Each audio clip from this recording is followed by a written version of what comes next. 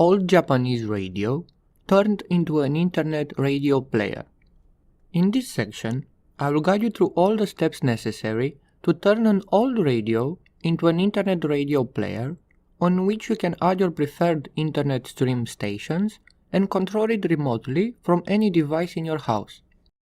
Parts needed.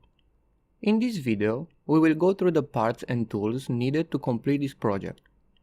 For our case, we will use an old radio. If the radio is still working, you might use the speakers out of it. In my case, that is not applicable. For our board, we will use a Raspberry Pi Zero. The size of it makes it perfect for this project. The audio will be coming from an add-on HUD for Pi.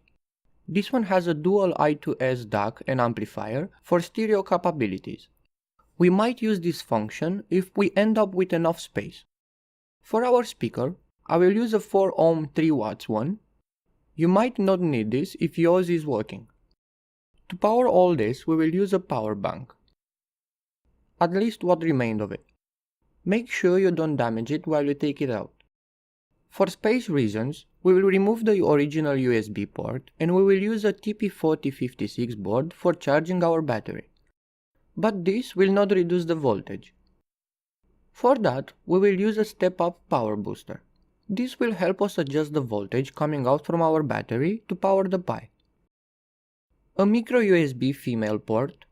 It will make it easier for us to position the charging port. Now let's go through some little things.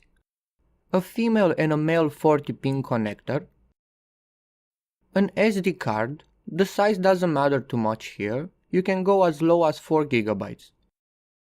Some resin core solder, some 24 or 26 gauge wires, various size heat shrink. For our tools, we will use a soldering iron with a clean shiny tip, a rotary multi-tool for modifying the case, a multimeter to adjust our voltage, a hot glue gun to fix things in place, a heat gun for removing the speaker, and finally a clamp.